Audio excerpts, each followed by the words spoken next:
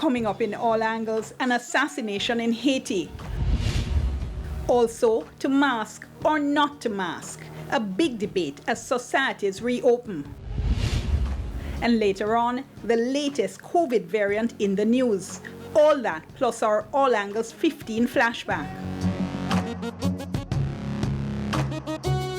Thank you so much for joining us for another edition of All Angles. I'm Dion Jax-Miller. So, news earlier today that the president of Haiti had been assassinated. Now, this plunges the country into further political instability. Elections which should have been held last year had not been held, and the president for the past year had been ruling by decree. There's now an interim prime minister who, in fact, had been replaced by the president recently. So, what happens now? Where does this leave Haiti?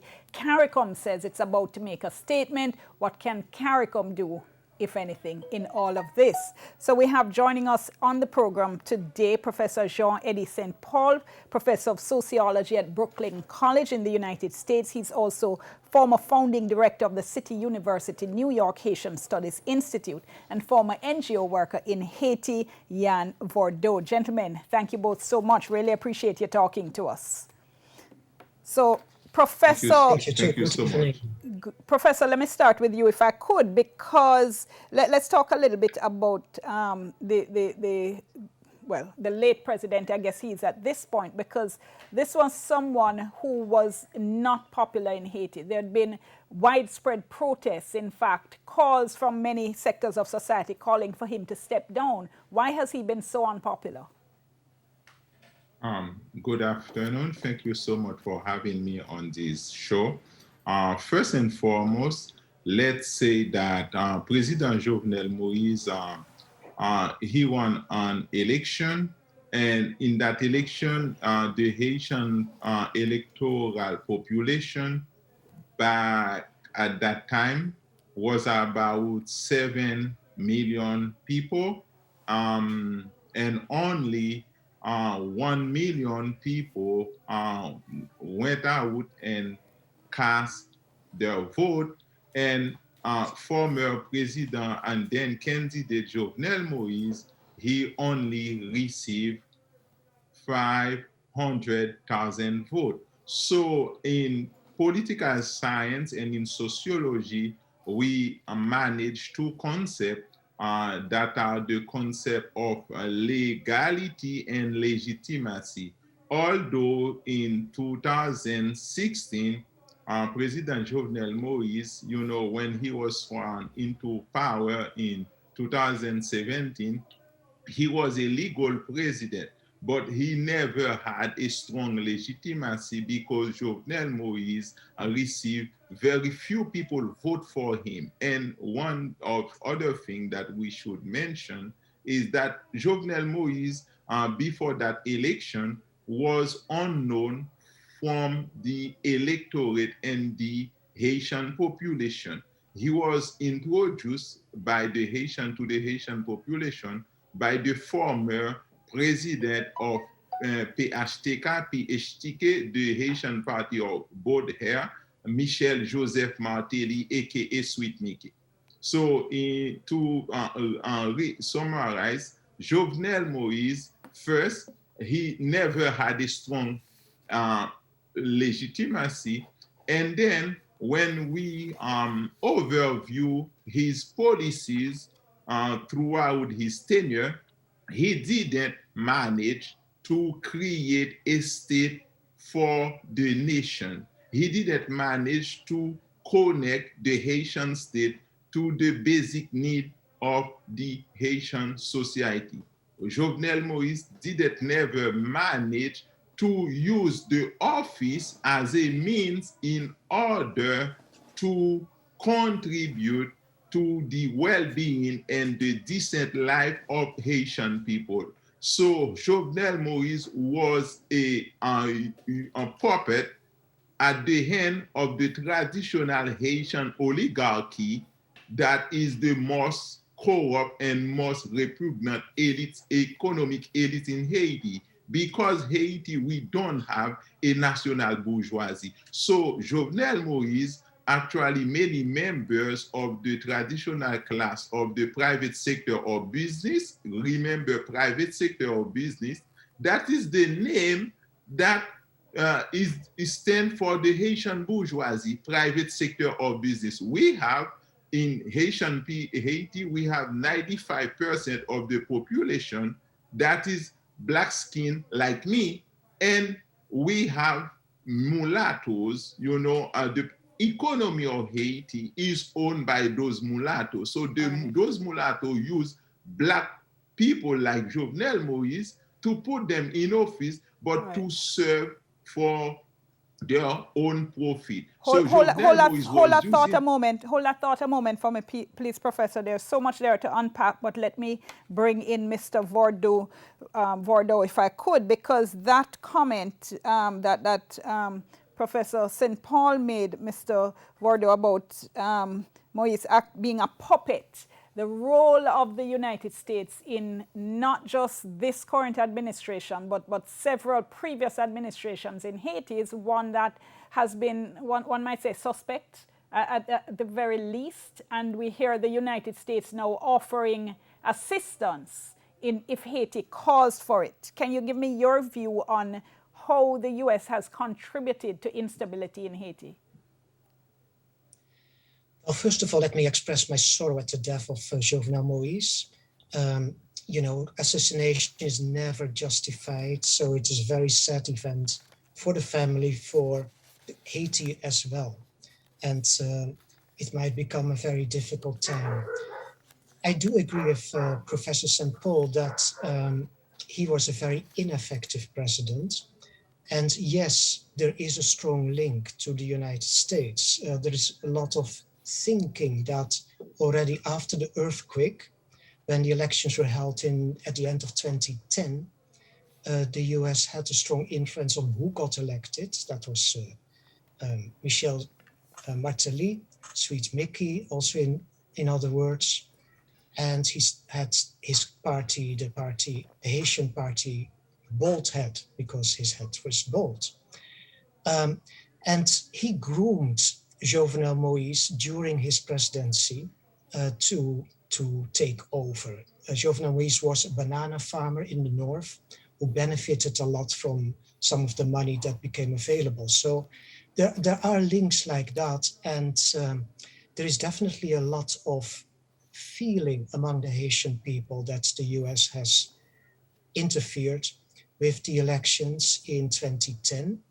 Maybe less in 2016, because so few people participated, as was already mentioned by Dr. St. Paul. But yeah, the link is strong. And I think that the link is based on economy. Haiti is a big import market. It doesn't produce very much themselves. So I remember that 20 years ago, it was a $3 billion per year import market, which is mainly managed by the business sector in Florida and also in the Dominican Republic. So there is enormous economic interests to deal with Haiti. That is something that Caricom has never yet taken advantage of such a huge import market. Yes. Caricom, we heard, is on the verge of issuing a statement. Mr. Vordo, for you, what, if anything, do you want to hear from Caricom? I would like to hear that Caricom would help building and rebuilding the institutions in Haiti, the public institutions. Don't send soldiers, don't send police necessarily, but send civil servants who can work together with Haitian people to rebuild those institutions, make them stronger. That's the most important thing. And for the rest, we have to allow the Haitian people to look for a Haitian solution, which indeed has been elusive over all these years, with influence not only of the United States, but also Canada, France. They were the first ones to bring in soldiers in 2004, and then passed it over to the UN and MINUSTA.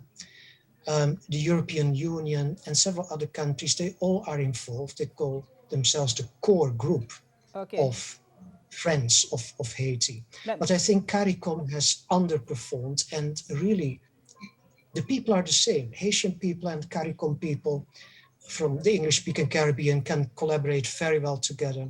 And I think if we would help civil servants with our civil servants, Okay. we could get some. All right, nearly out of time, but Professor St. Paul, I wanted to come back to you very quickly on that issue of Haitian solutions. What's the, this is an essay question and I only have a minute or two, but what is the way to help Haitians, in fact, to arrive at those solutions on their own, as Mr. Vardo suggested? Yeah, I agree with Mr. Vardo. And I would like to say that the solution should be led by Haitian. And actually in Haiti, we have a young civil society made by many young professionals. For instance, those people, the Haitian people know what they want.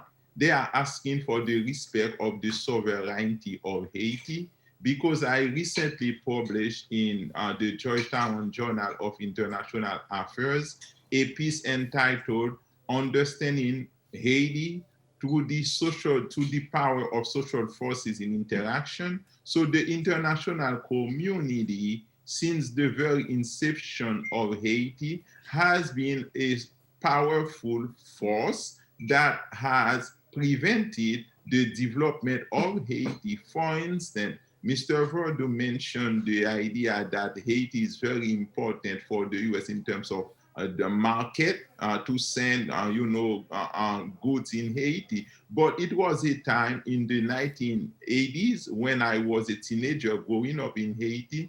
Haitian people have self-sufficiency in terms of food, but it was during the administration of Ronald Reagan through the Caribbean, the CBI, the Caribbean Basin Initiative. So Ronald Reagan, they implement, they dismantle the capacity of Haitian people to take care of themselves. Adding to that, you will have all the bad things of the U.S. foreign policy under the administration of Bush father, Bob Bush, under the administration of Bill Clinton. Bill Clinton was responsible for undermining the production of rice in Haiti in order to benefit the farmer of his state of Arkansas, the state in which he was the governor. So we have many things. So we cannot understand Haiti without understanding that the U.S., because of Haiti, through its independence, Haiti challenged racialized capitalism. So the U.S., because the U.S. is the head of the empire, they never forgive Haiti. So we have to understand that the main problem of Haiti is not the Haitian people.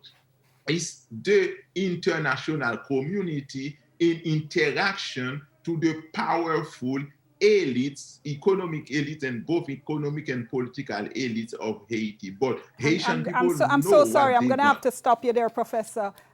Absolutely fascinating. And I mean, one day we need to have a wider discussion, in fact, on how to get beyond. Does the global South, does more of the developing world need to get behind Haiti in terms of supporting them, in terms of helping them to chart their own way, as you're both saying?